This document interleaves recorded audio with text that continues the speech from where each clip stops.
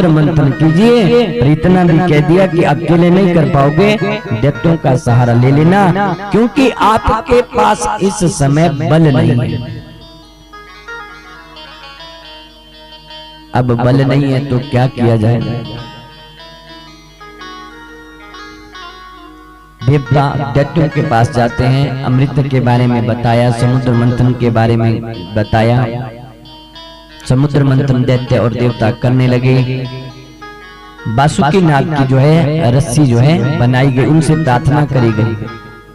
देवता और दैत्य दोनों समुद्र मंथन करते हैं। उसी मंथन से जो है 14 दिव्य रत्न निकलते हैं। उन 14 दिव्य रत्नों में साक्षात भगवान धन्वंतरी अमृत का कलश लेकर के आते हैं। देवता लोग देखते हैं कि अब अमृत आ चुका है। जैसे ही उन्होंने विचार बनाया, उतने में दैत्य उस अमृत के कलश को भगवान के हाथों से छुड़ा करके चले जाते हैं। देवता फिर प्रार्थना करते हैं, आज इन देवताओं की रक्षा करने के लिए भगवान मोहिनी रूप धारण करते हैं। बोलिए मोहिनी भगवान की। अमृत का बंटवारा मोहिनी भगवान करवाते हैं और सारा का सारा अमृत जो है देवताओं को पिला देते हैं।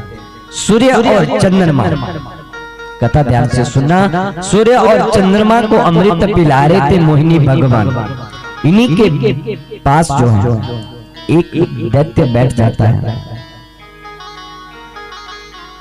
उसकी निगाह जब पड़ी कि सारा का सारा अमृत देवताओं को पिला दिया गया है, तो सूर्य भानु नामक का एक दैत्य वहां बैठ गया। जैसे ही सूर्य और चंद्रमा ने अमृत पिया, ये सूर्य भानु नामक दैत्य जो अमृत को पीने लगा, सूर्य चंद्रमा ने कहा कि ये नकली है। तुरंत भगवान ने अपने सुदर्शन चक्र से उस सूर्य भानु नामक दैत्य के 2 भाग कर दिए। आज भी हर घर में राहु और केतु के रूप में ये सूर्य भानु नामक दैत्य, जिसने थोड़ा सा अमृत पी लिया था, इसलिए आज भी राहु और केतु के रूप में हम लोग उनकी पूजा करते हैं। ये दैत्यों में नहीं गिने जाते, क्योंकि इन्होंने अमृत पी लिया था, इसलिए इनका अब पूजन होता है हर एक घर में। और हम लोग पंडितों से भी पूछते हैं कई बार, महाराज ये सूर्य ग्रहण क्या है और ये चंद्र ग्रहण क्या है? तो ये वही सूर्य और चंद्र ग्रहण है, जब ये सूर्य भानु नामक जो दैत्य है ना, ये राहु केतु जो है सूर्य और चंद्रमा के आसपास मंडराने लग जाते हैं। जब ये राहु आकर के सूर्य को परेशान करता है, सूर्य के बिल्कुल नजदीक आ जाता है, उसी समय ये ग्रहण लग जाता है। तो ये वही सूर्य भानु नामक दैत्य आगे चल करके जो है राहु और केतु के रूप में प्रविष्ट हुए। देवताओं को अमृत पिलाया, इधर सभी के सभी दैत्य मारे गए। शुक्राचार्य हैं दैत्यों के गुरु, उन्होंने अमृत संजीवनी विद्या के द्वारा सारे दैत्यों को पुनर्जीवित कर दिया। और इन दैत्यों के राजा हैं बलि। अब बलि को जो है शुक्राचार्य जी ने आदेश दे दिया कि महाराज आप यज्ञ कीजिए। यदि अब आपको इंद्र को हराना है, इंद्र की पदवी पानी है, तो आपको यज्ञ करने पड़ेंगे, संत ब्राह्मणों के चरण पकड़ने पड़ेंगे, तब जाकर के जो है इंद्र से जीत पाओगे।